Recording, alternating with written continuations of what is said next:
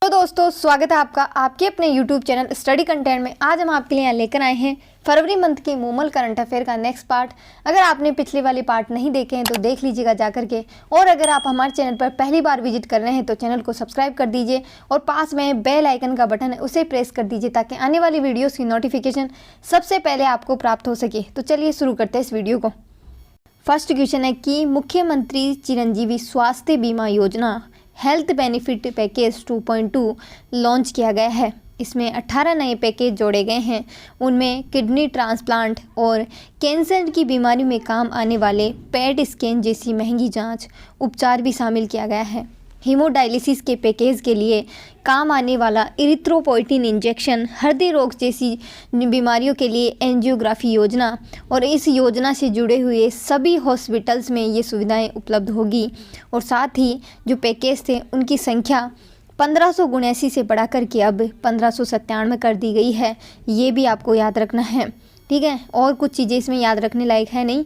एक चीज़ याद रखना कि ये जो योजना है मुख्यमंत्री चिरंजीवी स्वास्थ्य बीमा योजना, इसकी शुरुआत 1 मई 2021 को की गई थी और इसमें 5 लाख रुपए तक का कैशलेस जो उपचार है वो दिया जाता है। वर्तमान में insurance company national health agency के माध्यम से हेल्थ बेनिफिट पैकेज 2.0 के अंतर्गत बीमारियों के 1572 पैकेज में रोगियों का निःशुल्क उपचार हो रहा है, ठीक है। नेक्स्ट क्वेश्चन है कि 15 दिसंबर 2021 को राज्य मंत्रिमंडल की बैठक में महत्वपूर्ण निर्णय लिए गए हैं। उनमें मंत्रिमंडल ने राज्य एवं केंद्र सरकार की विभिन्न योजनाओं और परियोजनाओं के लिए जो कार्य करने के लिए जो कार्मिक हायर किए जाते हैं, उन कार्मिकों की नियुक्ति के लिए Rajasthan contractual appointment to civil post rules 2021 बनाए जाने का अनुमोदन किया गया है। दूसरा है इसमें कि राज्य में 1500 मेगावाट के सोलर पार्क की स्थापना का मार्ग प्रशस्त है। तीसरा है कि इथेनॉल उत्पादन इकाइयों को मिलेगा रिप्स के तहत इंसेंटिव, यानी कि हमारी जो विदेशों पर पेट्रोल की डिपेंडेंसी है उसे कम किया जा सके, इसलिए इथेनॉल के उत्पादन को बढ़ावा देने के लिए जो है सरकार आने वाली जो कंपनियां हैं उनको इंसेंटिव दे रही है, ठीक है। नेक्स्ट है इसमें कि एटीपी की सीधी भर्ती में बी प्लानिंग एवं एम प्लानिंग की अहर्ता शामिल होगी। बैठक में राजस्थान नगर नियोजन सेवा नियम 1966 में संशोधन को मंजूरी दी गई है। इससे सहायक नगर नियोजक की जो सीधी भर्ती है उसमें आवश्यक अहर्ता यानी कि योग्यता में बैचलर ऑफ प्लानिंग और तथा मास्टर ऑफ प्लानिंग को सम्मिलित किया गया है, ठीक है।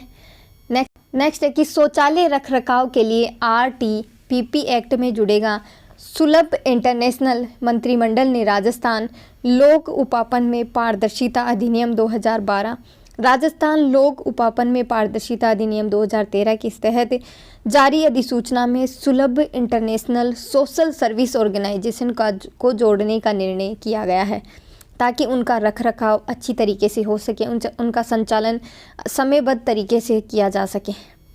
नेक्स्ट है कि Rajasthan financial services delivery limited का गठन किया जाएगा। बैठक में Rajasthan financial services delivery limited का गठन करने की मंजूरी दी गई है। इस संस्थान के गठन से राजकीय विभागों, स्वायत्तशासी संस्थाओं को लोक उपापन, उनके प्रबंधन, कराधान और सेवा नियमों आदि से क्षेत्रों में आवश्यक विशेषज्ञता और परामर्श का सहयोग मिल सकेगा। साथ ही एक चीज़ और याद रखना कि कैबिनेट ने राजकीय महाविद्यालय बीदासर का नामकरण जो श्री सांवरलाल सुशीला देवी सुथार राजकीय महाविद्यालय बीदासर करने की मंजूरी दी है। नेक्स्ट क्वेश्चन है कि Rajasthan ethanol production promotion policy 2021 को कैबिनेट ने मंजूरी प्रदान की है। इसके तहत क्या किया गया है कि इथेनॉल उत्पादन लगाने वाली जो इकाइयां हैं उनको रिप्स के तहत विभिन्न तरीके की छूट व इंसेंटिव दिए जाएंगे। बिहार, असम और उत्तर प्रदेश सहित कुछ राज्य इथेनॉल प्रोडक्शन प्रमोशन पॉलिसी लागू कर चुके हैं। अब राजस्थान भी जो है इस नाम में जुड़ गया है। प्रदेश में एक भी इथेनॉल उत्पादन इकाई नहीं है, लेकिन पेट्रोलियम कंपनियां पेट्रोल में 10% तक जो है इथेनॉल बना करके बेच रही है, मिला करके बेच रही है, ठीक है। Rajasthan ethanol production promotion policy 2021 को 15 दिसंबर 2021 को कैबिनेट की मंजूरी मिल गई है। ठीक है, और इसमें क्या कहा गया है कि जो इथेनॉल का उत्पादन करने वाले हैं उनको 75% इथेनॉल पेट्रोलियम कंपनियों को बेचना होगा और बाकी जो बचा जो इथेनॉल है वो उसे खुले बाज़ार में बेच सकते हैं। वर्तमान में देश पेट्रोल डीजल के मामले में विदेश पर निर्भर है। इस निर्भरता को कम करने के लिए केंद्र सरकार ने पेट्रोल में इथेनॉल के मिश्रण का रास्ता निकाला है। नेक्स्ट क्वेश्चन है कि राज्य सरकार के 3 वर्ष आपका विश्वास हमारा प्रयास 19 दिसंबर 2021 को मुख्यमंत्री निवास पर राज्य सरकार के 3 वर्ष पूर्ण होने के उपलक्ष्य में कई योजनाओं को लोकार्पण किया गया है और शिलान्यास किया गया है। इस अवसर पर उड़ान योजना की शुरुआत की गई है और कार्यक्रम के दौरान Jan Kalyan portal mobile app, e Mitra at home और संचारण नीति पुस्तिका पोस्टर का भी विमोचन किया गया है और साथ ही प्रतीकात्मक रूप से 8 एम्बुलेंस और 2 जो बाइक एम्बुलेंस है उनको रवाना किया गया है। यहाँ से कोई इंपॉर्टेंट क्वेश्चन नहीं बनेगा आपके लिए। ठीक, नेक्स्ट क्वेश्चन है कि प्रदेश के बड़े प्रोजेक्ट और मौजूदा हाल, इनमें से एक क्वेश्चन बनेगा, लेकिन इनमें से नहीं बनेगा क्योंकि ये जो इसको आपको रिलेट करके पढ़ना पड़ेगा और मैं मतलब सारी डिटेल है जो इसमें करवा दूंगी, आपको सिर्फ उतनी ही याद रखनी है। ठीक है, लेकिन यहाँ से क्वेश्चन बनेगा एक।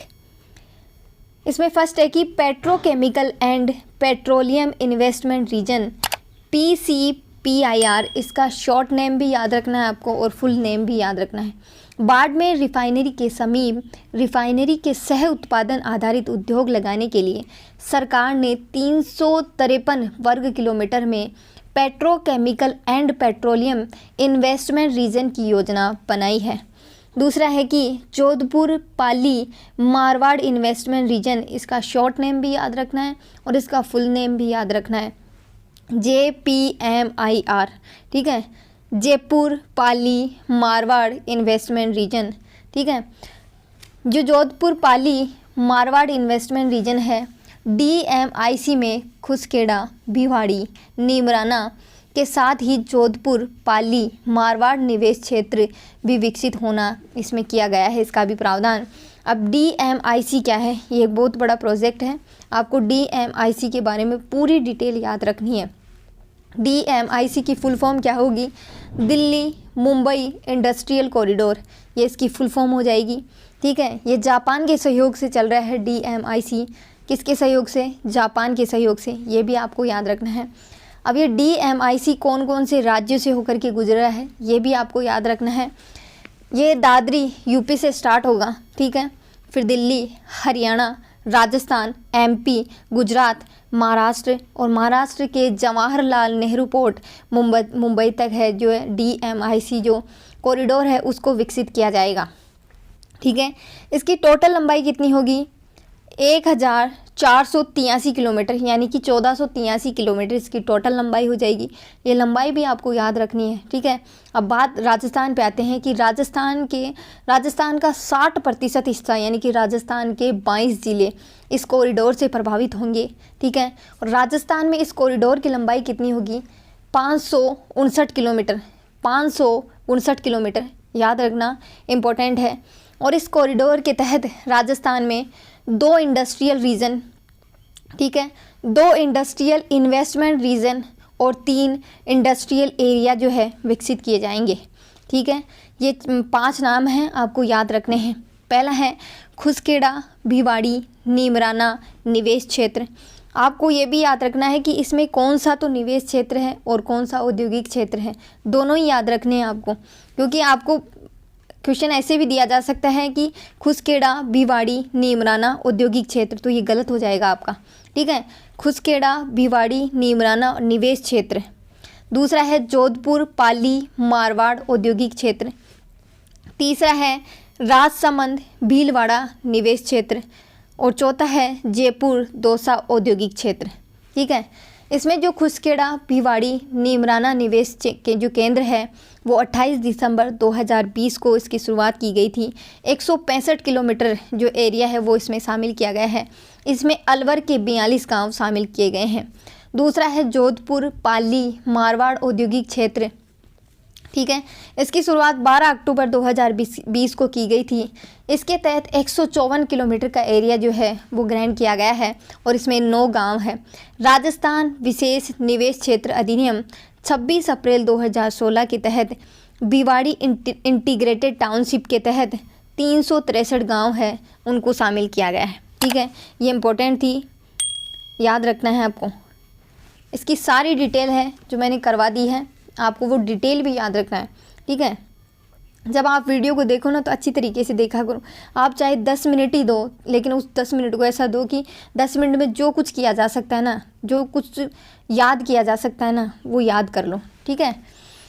तीसरा है कि एनसीआर में प्रस्तावित ग्रीनफील्ड इंटरनेशनल एयरपोर्ट, एनसीआर मतलब कि राष्ट्रीय राजधानी क्षेत्र में बेहतर एयर कनेक्टिविटी के लिए अलवर के कोट कासिम में ग्रीनफील्ड एयरपोर्ट जो है बनाया जाना है।